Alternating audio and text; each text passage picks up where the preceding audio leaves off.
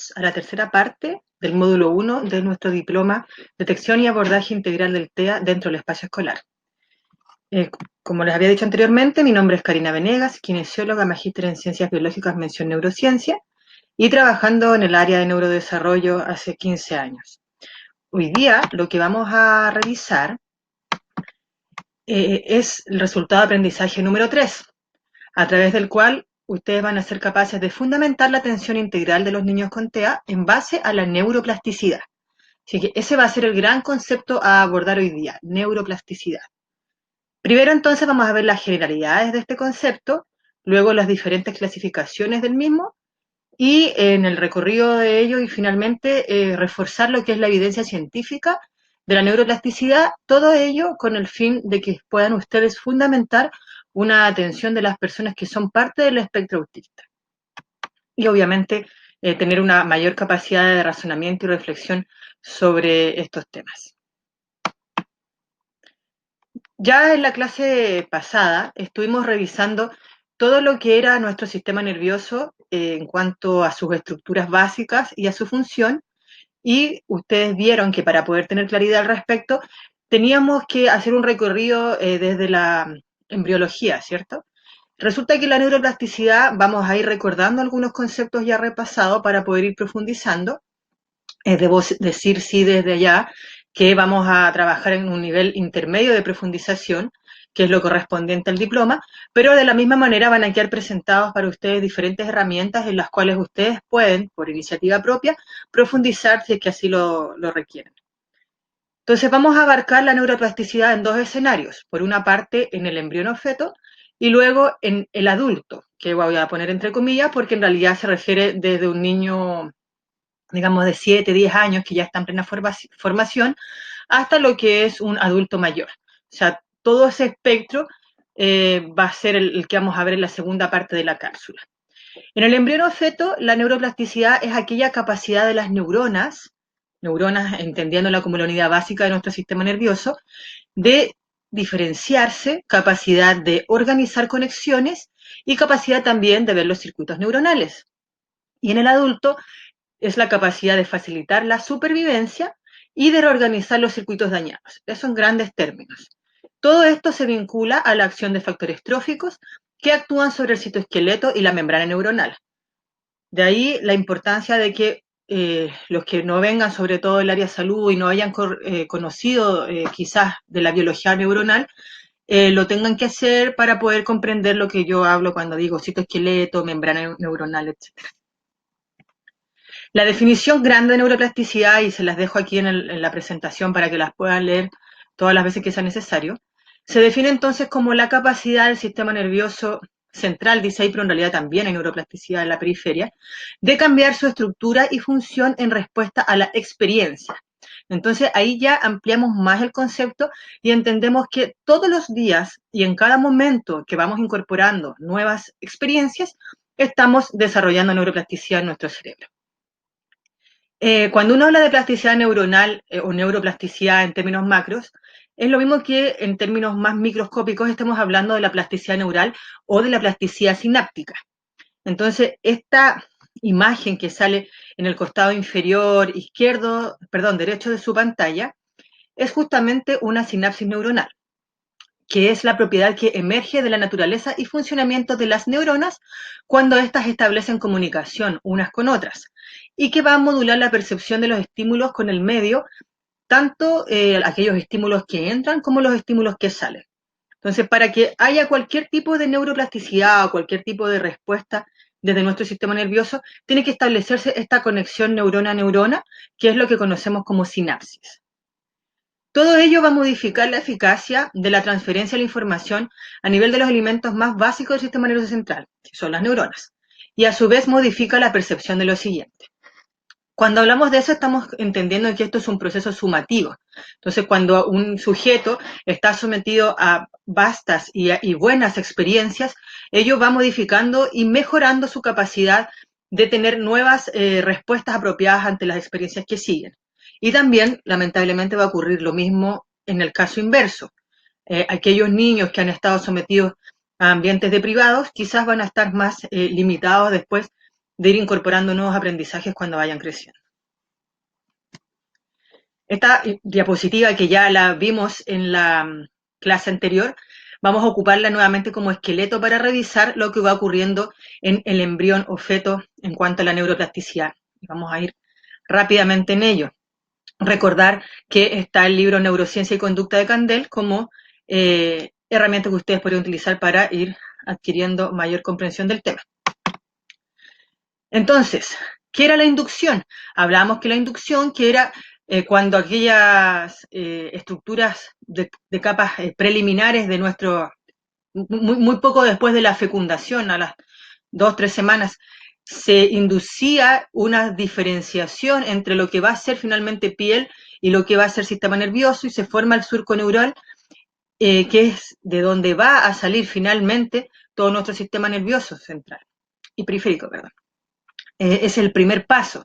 Y ya hay ahí, por ende, un fenómeno de plasticidad, pero una plasticidad que obviamente es estructural, estamos formando nuevas estructuras.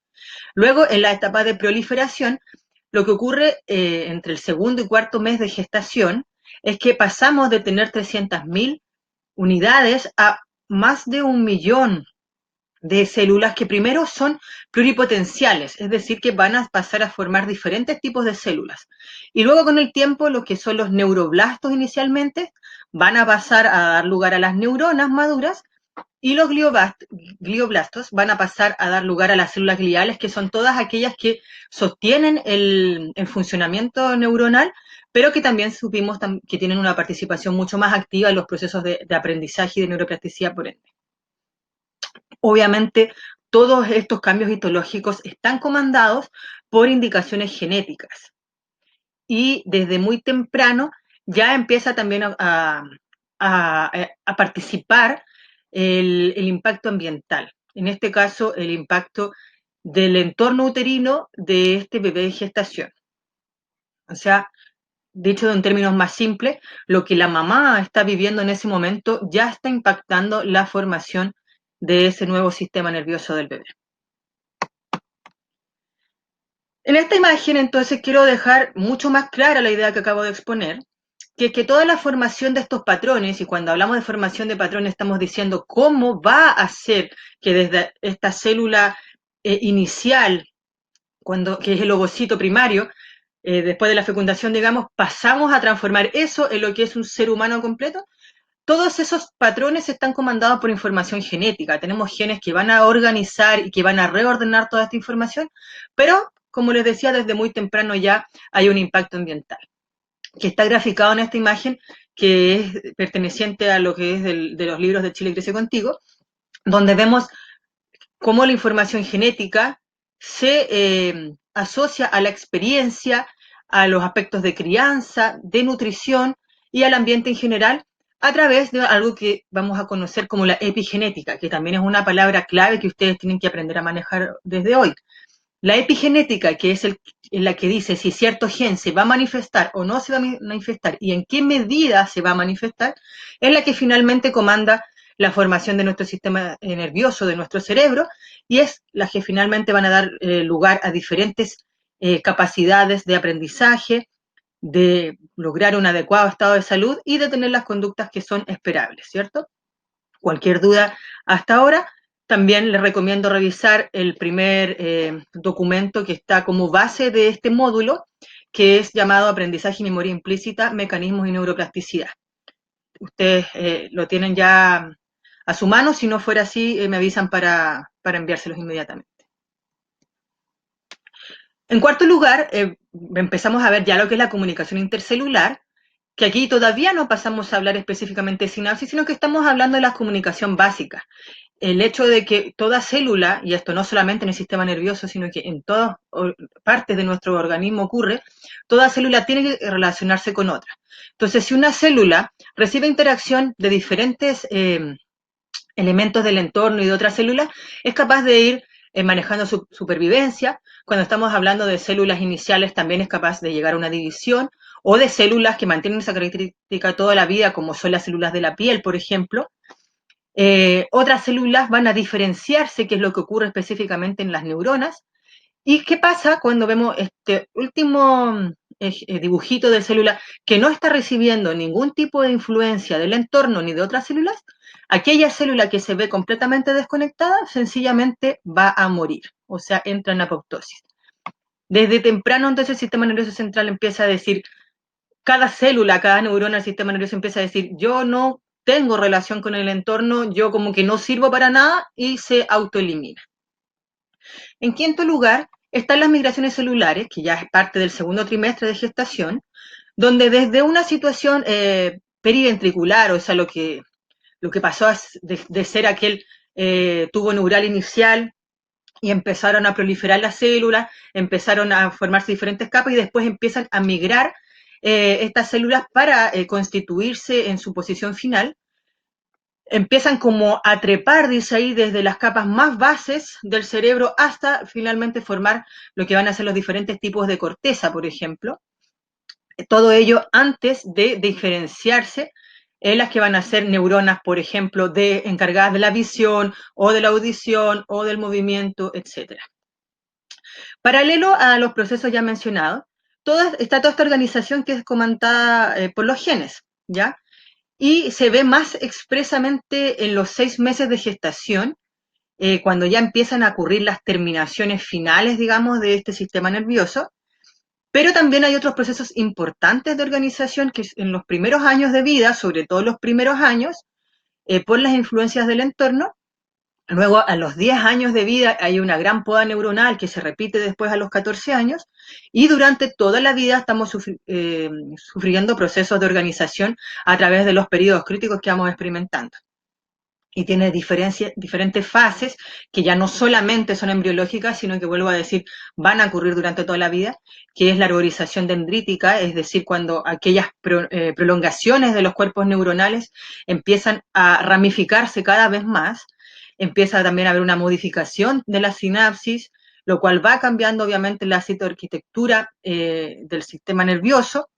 O sea, todas estas capas por las cuales está formada nuestra corteza se pueden ir orientando según el funcionamiento y recordar, obviamente, el concepto de apoptosis que es contrapuesto al de la diferenciación. O sea, una neurona o se especializa y se diferencia o si considera que no está cumpliendo ninguna función, termina entrando en apoptosis. La especialización neuronal va a depender siempre también de los factores neurotróficos, que es una manera de mencionar lo que está ocurriendo en el ambiente interno neuronal. Ya anticipamos un poco lo que era la diferenciación celular entonces, así que vamos a irnos a la sinapsis. En la sinapsis, que está ocurriendo en esta etapa, pero luego toda la vida, empieza primero en el embriológico a ocurrir una superproducción de sinapsis, donde pasamos de las sinapsis que eran más básicas, que son las eléctricas, a las sinapsis químicas. Las sinapsis químicas dependen obviamente de lo que son los neurotransmisores, otro concepto que deben revisar. Y las fibras también pasan a ser mielinizadas. Acuérdense que si no había mielinización iba a ser mucho más lenta la transmisión de la información. Lo mismo pasa con la sinapsis, es que una sinapsis no se estabiliza, va a eliminarse con el tiempo. Y otra palabra que aparece acá, que es odogénesis, se refiere a la formación de caminos, que es aquella manera de la cual una neurona, por ejemplo, de la capa piramidal, de la vía piramidal, perdón, de la corteza motora, es capaz de prolongarse, de prolongar ese axón hasta alcanzar médula y después hasta alcanzar la placa neuromuscular. El concepto de estabilización, recordar que es opuesto a la eliminación o apoptosis. Cualquier duda tremenda hasta ahora, no sé lo que es una neurona y no entiendo nada de lo que dice la profe, les recomiendo buscar entonces en el capítulo 11 del libro Carlson, que es otro libro que habla muy bien de la embriología de nuestro sistema nervioso. Básico entender que un sistema nervioso, o sea, un cerebro específicamente, de un recién nacido, pesa alrededor de 330 gramos. Esto obviamente estudiado en estudios post-mortem, cuando algún bebé lamentablemente fallece, se ha visto que el promedio del peso de un cerebro de un recién nacido sano es de 330 gramos, o sano o bien formado me refiero. Luego, a los 8 meses de un bebé ya vivo, su cerebro puede llegar a pesar 700 gramos, a los 18 meses 1100 gramos, y en un adulto, o sea, nosotros, más de 400 gramos. Todo esto también va a pasar entonces por un aumento celular, más un aumento del tamaño celular, eh, que está comandado y depende y demuestra también una mayor presencia de ADN y la mielinización que requiere colesterol. No aquel colesterol malo que decimos que nos tapa las arterias, sino este colesterol bueno. Entonces sí es necesario el suplemento de ciertas grasas esenciales. Para que nuestro cerebro termine finalmente pasar a ser este procesador de la información, terminamos entonces el periodo embriológico con lo que es el desarrollo progresivo de los patrones integrados de la función neurológica, cuyo resultado final van a ser los movimientos reflejos coordinados. Entonces, el ejemplo último de sinapsis, de plasticidad estructural, es cuando ya se terminaron de establecer las cadenas completas de sinapsis neuronal desde el sistema nervioso central hasta las últimas partes de la periferia para poder realizar su objetivo último, que es la función. Veamos ahora también otros conceptos un poco más intrínsecos de lo que es la plasticidad, tanto en el adulto como en los embriones. Este proceso de remodelación continua, habíamos dicho, que permite la adaptación y el aprendizaje, que disminuye las consecuencias de lesiones del sistema nervioso, va a ser menor mientras haya más especialización por la potencialidad de las células. Entonces ustedes vieron cómo los neuroblastos se transformaban en neuronas, hablábamos ahí de miles y de millones, pero después cuando las neuronas ya están especializadas en su función última y si por algún accidente o enfermedad este grupo neuronal muere, no tenemos mucha potencialidad de que las células maduras ya pasen a formar nuevas neuronas. ¿Ya? Hubo un tiempo importante en que se pensaba que sencillamente no se podía regenerar. Ahora sabemos que hay un cierto grado de regeneración, que vamos a ver unas diapos más adelante, pero sigue siendo menor, obviamente, a lo que ocurría en etapas prematuras del desarrollo. Esto está explicado de otra manera acá, a través de la estabilización sináptica, que quiere decir que a medida que nosotros aprendemos, por poner un ejemplo, se estabilizan las conexiones sinápticas y se especializa la función de cada neurona, y luego la actividad neuronal, bajo influencias epigenéticas, estabiliza sinapsis lábiles y también las protege de la apoptosis. Que, que esa es otra idea más relacionada con la plasticidad, que quiere decir que si yo ya no estamos hablando, por ejemplo, de un accidente o una enfermedad, sino que estamos hablando de todo proceso de aprendizaje, que si yo voy potenciando esos procesos de aprendizaje, estoy protegiendo mis neuronas porque estoy estableciendo sinapsis, le estoy dando una función y estoy evitando que mueran de esa manera. Si que esto se ve más en niños, sobre todo por fenómenos, por ejemplo, de negligencia extrema o de vulnerabilidades, para que se entienda más el concepto. Si ellos no están sometidos a ambientes enriquecidos y no tienen posibilidades de exploración y de aprendizaje, sus grupos neuronales que no establecieron sinapsis y esas neuronas que quedaron un poco volando, entre comillas, que no van a utilizarse, entre comillas, las funciones en las sincronías neuronales, pueden efectivamente caer en apoptosis. Entonces, recordar todo el tiempo lo que les mencioné antes de aquellas influencias epigenéticas, que es donde los genes van a regular a los neurotransmisores, controlando factores de crecimiento cerebral, donde olas de sobreproducción sináptica no específica pueden después dar lugar a mayor estabilización o mayor apoptosis. Entonces, ¿quiénes van a ser los encargados de controlar el remodelado final, o sea, el resultado final de esto? Van a ser los factores genéticos, epigenéticos. Dicho en términos más simples, va a ser el ambiente. ¿Cómo nos hemos enterado de todas estas cosas?